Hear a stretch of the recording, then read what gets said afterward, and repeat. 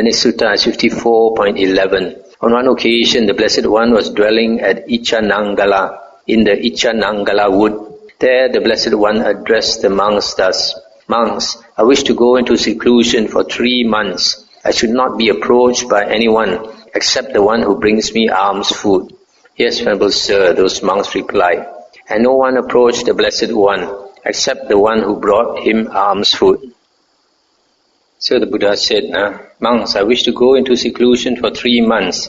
I should not be approached by anyone except the one who brings me alms food."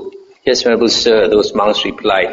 And no one approached the Blessed One except the one who brought him alms food.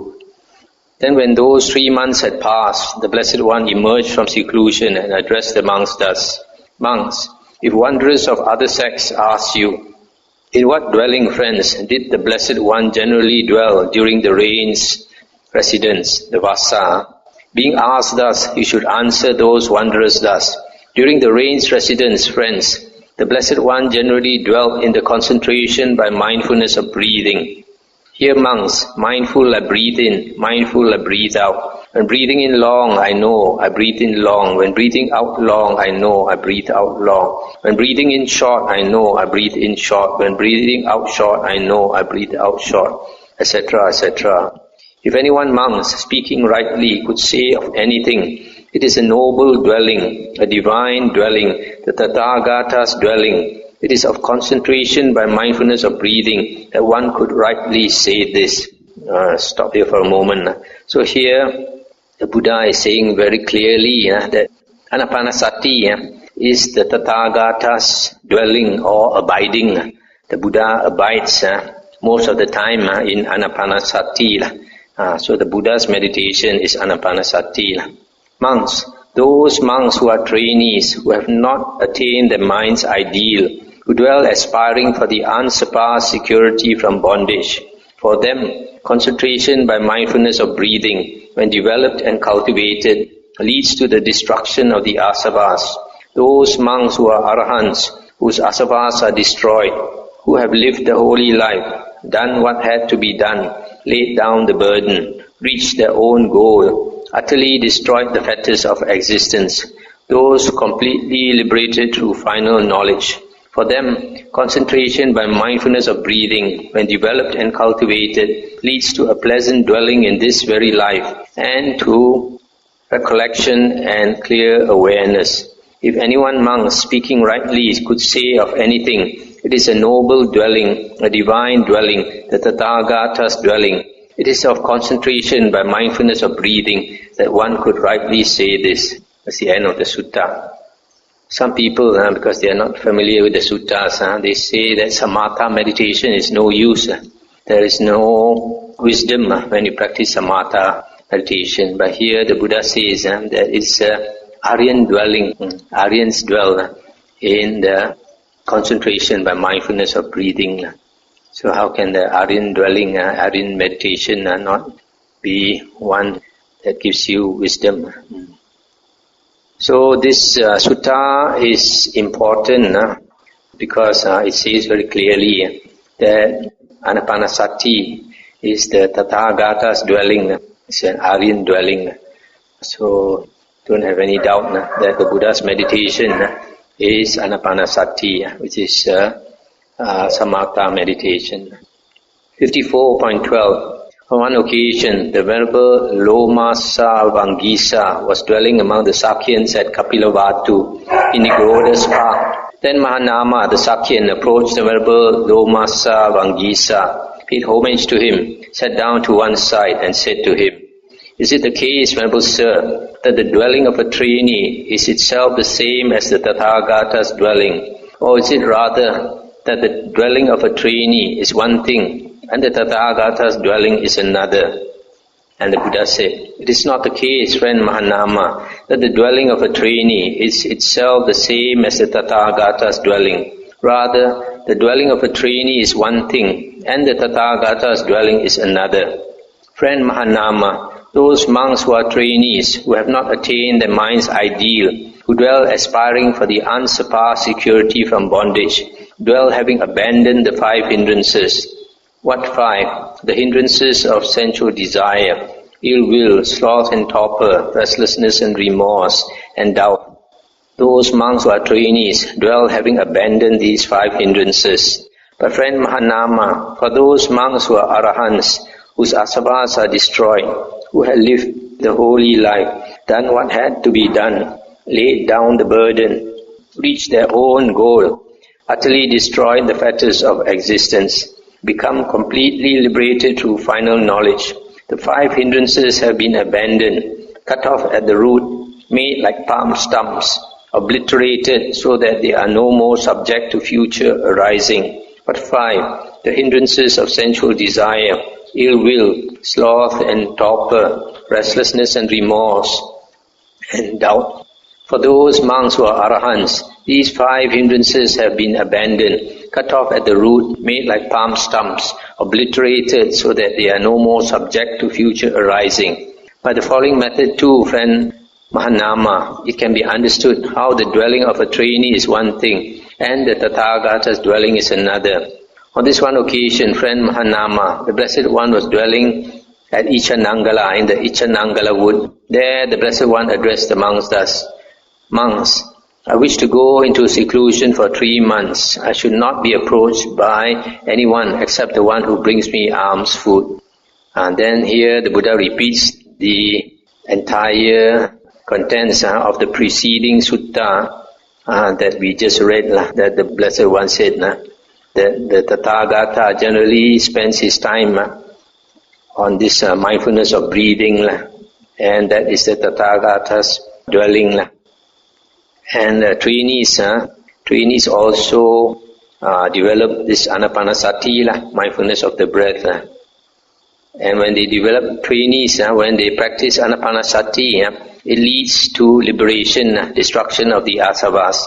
But for arahants who have done their work, when they practice Anapana-sati, it leads to a pleasant dwelling in this very life. That means they attain the jhanas, so it is a pleasant dwelling. So the difference here, the Buddha is trying to say, the difference between the dwelling of a trainee and the Tathagata's dwelling is that when a trainee dwells in this mindfulness of the breath, it leads him to liberation, whereas when the Tathagata or any arahant dwells in this mindfulness of breathing, then it gives him pleasant abiding in this very life. If any one monk speaking rightly could say of anything, it is a noble dwelling, a divine dwelling, the Tathagata's dwelling. It is of concentration by mindfulness of breathing that one could rightly say this. By this method, friend Mahanama, it can be understood how the dwelling of a trainee is one thing and the Tathagata's dwelling is another. So in this sutta, the Buddha says, trainees, that means Aryans who have not finished their work, have abandoned the 5 hindrances. It's not only when they are inside jhana that they abandon the 5 hindrances. Even when they come out of jhana, they have also abandoned the 5 hindrances. And then for an arahant, he has not only abandoned the 5 hindrances, he has uprooted completely the 5 hindrances so that they cannot rise again. The next sutta is 54.13 at Savatthi. Then the Venerable Ananda approached the Blessed One, paid homage to him, sat down to one side and said, "Venerable Sir, is there one thing which when developed and cultivated fulfills 4 things, and 4 things which when developed and cultivated fulfills 7 things, and 7 things when developed and cultivated fulfill 2 things?" And the Buddha said, "There is, Ananda, one thing which when developed and cultivated fulfills 4 things, and 4 things which when developed and cultivated fulfills 7 things, and 7 things which when developed and cultivated fulfill 2 things. But Venerable Sir, what is that one thing which when developed and cultivated fulfills 4 things, etc.? And the Buddha said, concentration by mindfulness of breathing, Ananda, is that one thing which when developed and cultivated fulfills the 4 intense states of recollection, satipatthana. The 4 satipatthanas, when developed and cultivated, fulfill the 7 bojjhanga, the 7 factors of enlightenment. The 7 factors of enlightenment, when developed and cultivated, fulfill true knowledge and liberation.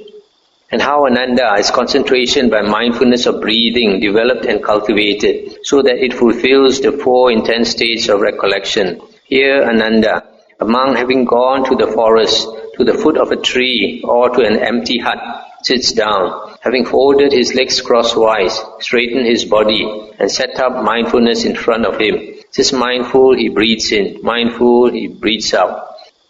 When he breathes in a long breath, he knows he breathes in a long breath. When he breathes out a long breath, he knows he breathes out a long breath, etc.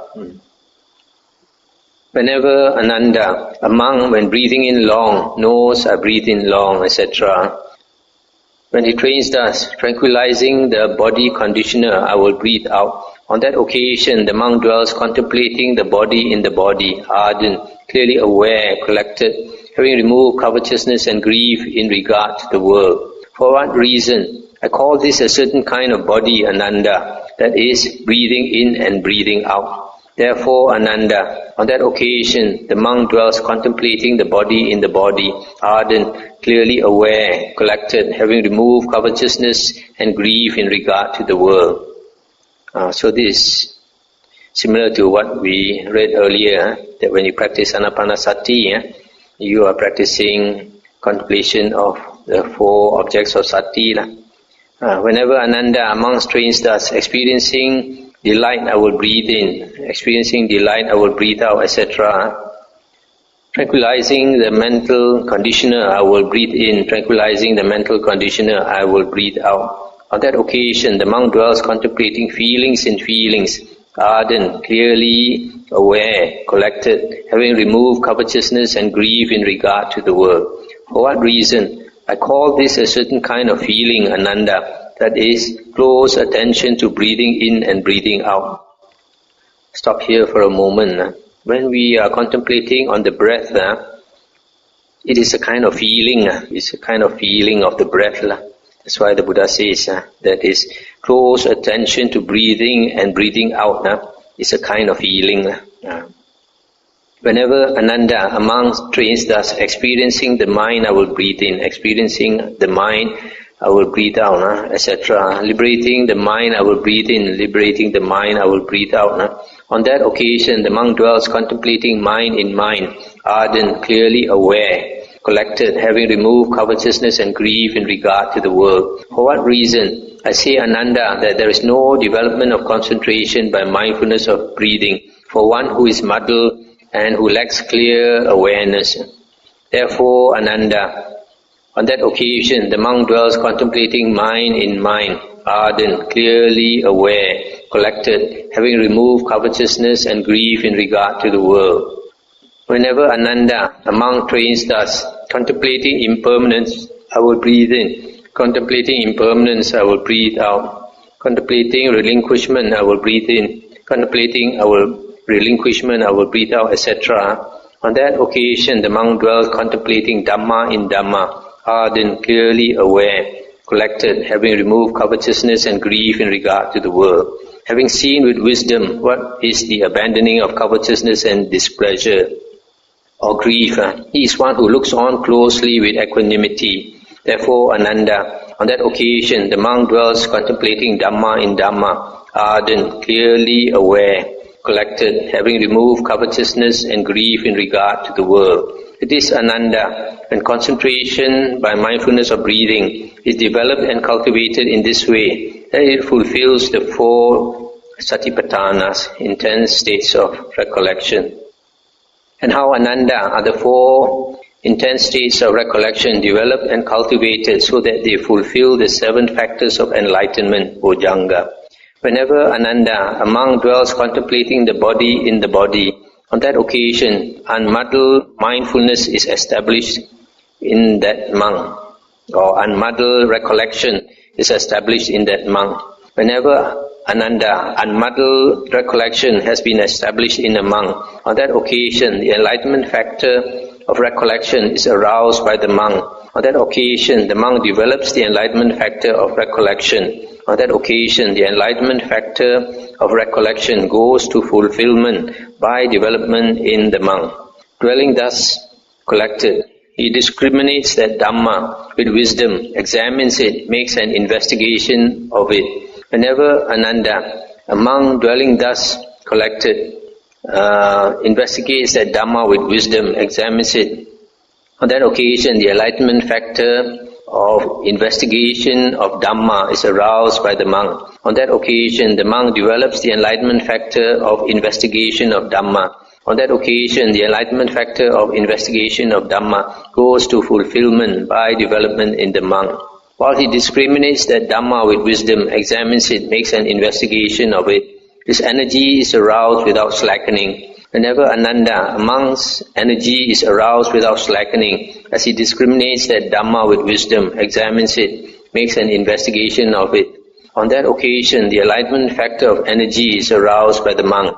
On that occasion, the monk develops the enlightenment factor of energy. On that occasion, the enlightenment factor of energy goes to fulfillment by development in the monk. When his energy is aroused, there arises in him spiritual delight. Whenever Ananda, spiritual delight arises in a monk whose energy is aroused, on that occasion the enlightenment factor of delight is aroused by the monk. On that occasion the monk develops the enlightenment factor of delight. On that occasion the enlightenment factor of delight goes to fulfillment by development in the monk. For one whose mind is uplifted by delight, the body becomes tranquil and the mind becomes tranquil. Whenever Ananda, the body becomes tranquil and the mind becomes tranquil. In a monk whose mind is uplifted by delight, on that occasion the enlightenment factor of tranquility is aroused by the monk. On that occasion the monk develops the enlightenment factor of tranquility. On that occasion the enlightenment factor of tranquility goes to fulfillment by development in the monk.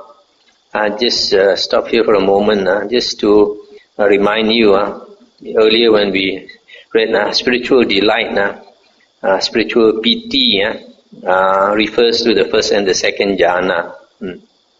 For one whose body, so because he has attained to the first and second jhana, piti arises, and because of piti you have tranquility. For one whose body is tranquil and who is happy, the mind becomes concentrated. Whenever Ananda, the mind becomes concentrated. In a monk whose body is tranquil and who is happy, on that occasion the enlightenment factor of concentration is aroused by the monk. On that occasion the monk develops the enlightenment factor of concentration. On that occasion the enlightenment factor of concentration goes to fulfillment by development in the monk. So concentration in the suttas always refers to the four jhanas. He becomes one who looks closely on with equanimity at the mind thus concentrated. Whenever Ananda, a monk becomes one who looks closely on with equanimity at the mind thus concentrated. On that occasion the enlightenment factor of equanimity is aroused by the monk. On that occasion the monk develops the enlightenment factor of equanimity. On that occasion the enlightenment factor of equanimity goes to fulfillment by development in the monk. Stop here for a moment, just to remind you again, in the earlier sutta we read, spiritual equanimity refers to the fourth jhana. So here we're talking about the fourth jhana here. Whenever Ananda, a monk dwells contemplating feelings in feelings, mind in mind, Dhamma in Dhamma, on that occasion unmuddled recollection is established in that monk. Whenever Ananda, unmuddled recollection has been established in a monk, on that occasion the enlightenment factor of recollection is aroused by the monk. On that occasion the monk develops the enlightenment factor of recollection. On that occasion the enlightenment factor of recollection goes to fulfillment by development in the monk. So all this follows like in the case of the first intense state of recollection. He becomes one who closely looks on with equanimity at the mind thus concentrated. Whenever Ananda, a monk becomes one who closely looks on with equanimity at the mind thus concentrated. On that occasion the enlightenment factor of equanimity is aroused by the monk. On that occasion the monk develops the enlightenment factor of equanimity. On that occasion the enlightenment factor of equanimity goes to fulfillment by development in the monk. This Ananda and the four intense states of recollection are developed and cultivated in this way that they fulfill the seven factors of enlightenment. And how, Ananda, are the 7 factors of enlightenment developed and cultivated so that they fulfill true knowledge and liberation? Here, Ananda, a monk develops the enlightenment factor of recollection, which is based upon seclusion, dispassion and cessation, maturing in release. Similarly, he develops the enlightenment factor of investigation of Dhamma, the factor of energy, the factor of delight, the factor of tranquility, the factor of concentration, the factor of equanimity, which are based upon seclusion, dispassion and cessation, maturing in release. It is, Ananda, when the 7 factors of enlightenment are developed and cultivated in this way that they fulfill true knowledge and liberation. It's the end of the sutta. So when we practice Anapana-sati, mindfulness of the breath, and we develop it and cultivate it, then it becomes the 4 satipatthanas. And when we practice the 4 satipatthanas and develop the 4 satipatthanas, and it becomes the 7 bojjhangas, 7 factors of enlightenment. And when the 7 factors of enlightenment are practiced, then it ends with true knowledge and liberation. So it's very clear here that Anapana-sati, if you practice it correctly, it will lead to liberation. It's not that samatha meditation is of no use, won't give you any wisdom, as some monks say. So I think I'll stop here for tonight. Tomorrow we start with the 55th chapter, Sottapatti-samyutta. Anything to discuss?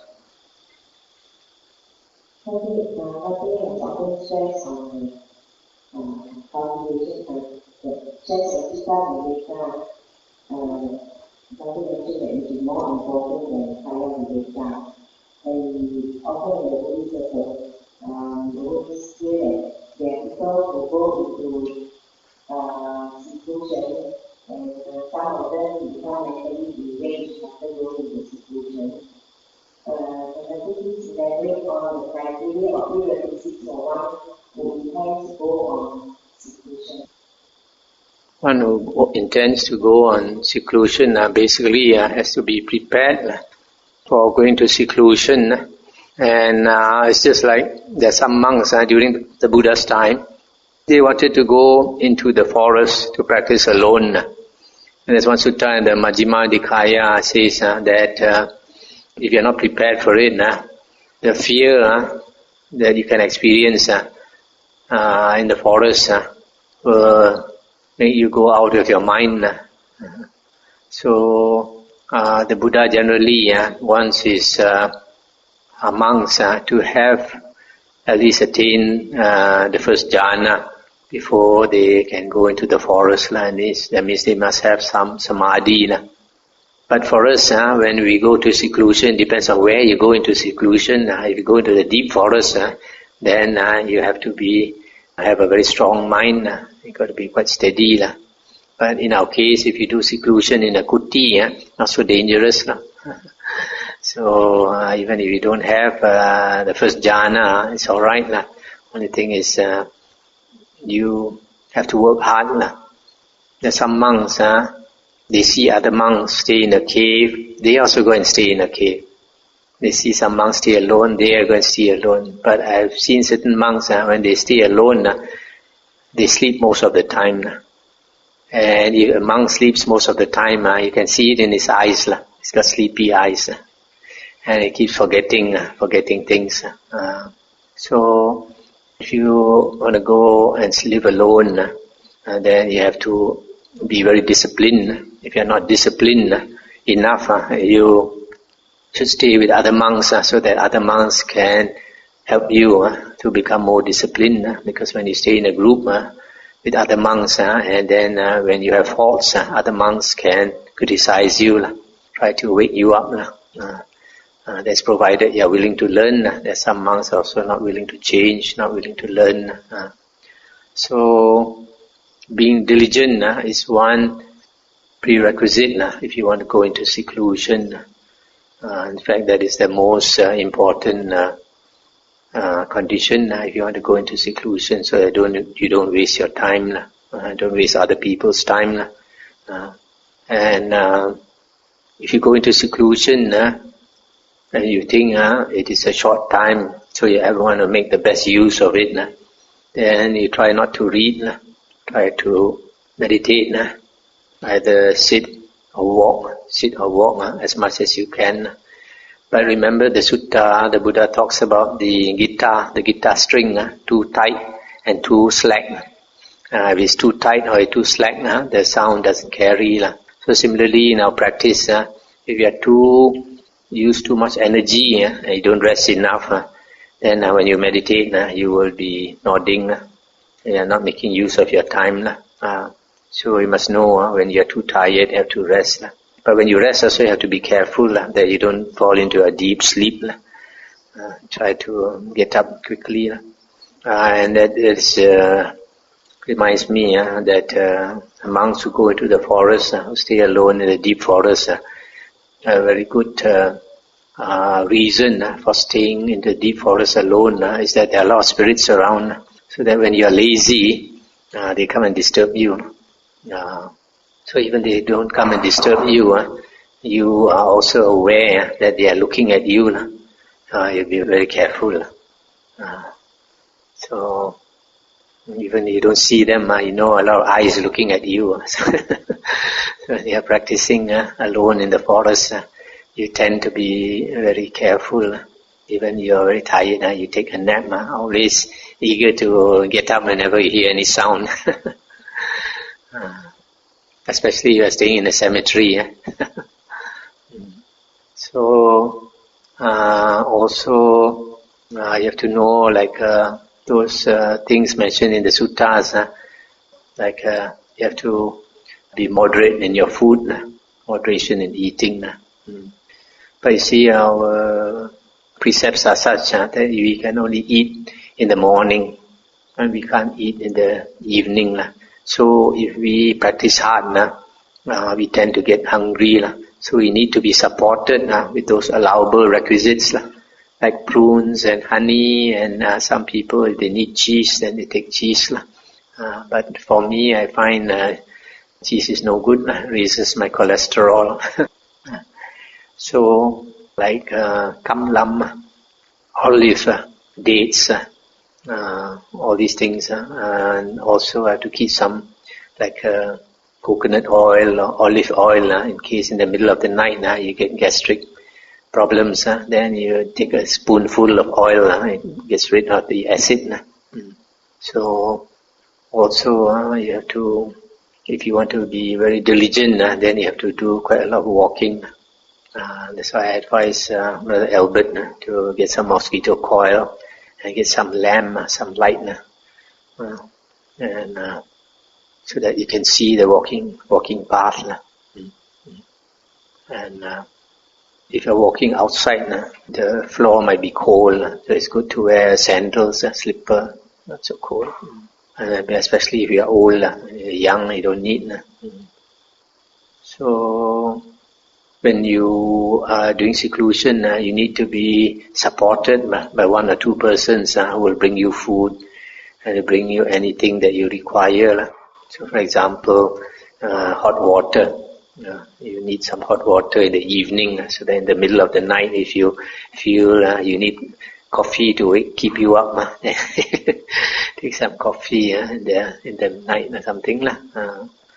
So in this practice, you have to use your wisdom, because if you have some experience behind you, it is very valuable, because if you don't have experience, sometimes we go to extremes. So we need to have some experience to know how to guide ourselves the middle way. So these are some of the things. Should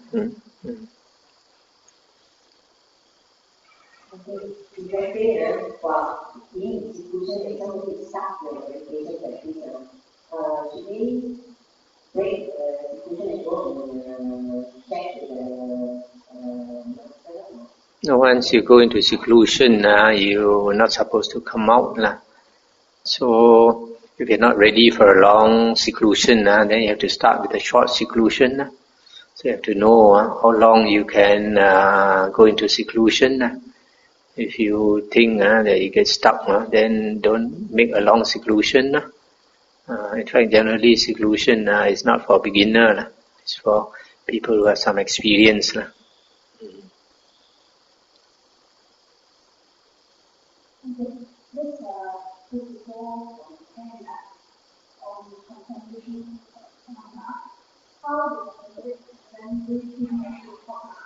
What page is that?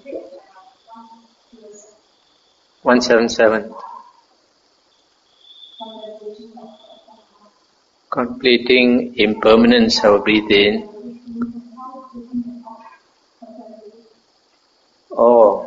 That impermanence is not the impermanence of the breath. That means when you are contemplating, you try to be aware of the breath and also reflect on impermanence. Say like whatever you have learned in the Dhamma about impermanence, that the body will grow old and all that. You see your relatives growing old and all that.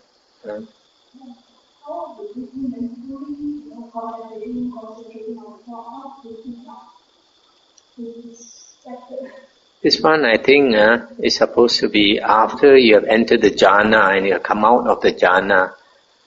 Because previous to this, you have all these states, experiencing happiness, experiencing rapture and all that. That is earlier. That's already jhana already.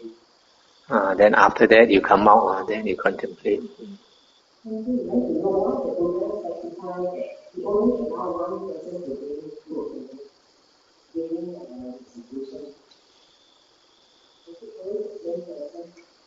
It's not necessarily always the same person, but normally a monk, when he goes into seclusion, he will pick somebody who's reliable, and somebody, for example, who knows, if possible, somebody who knows like what food he prefers, so to take the suitable food for him, and somebody that he can trust and all that.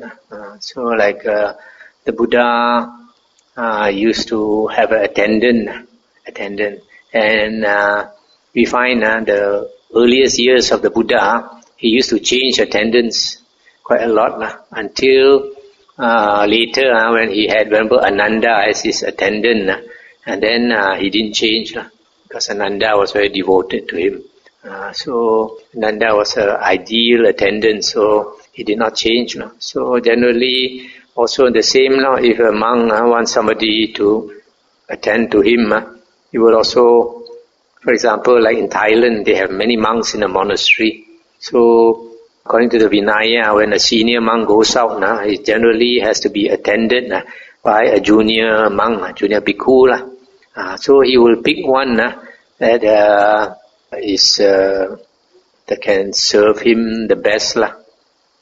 Instead of choosing anyone, sometimes some young monks are unreliable.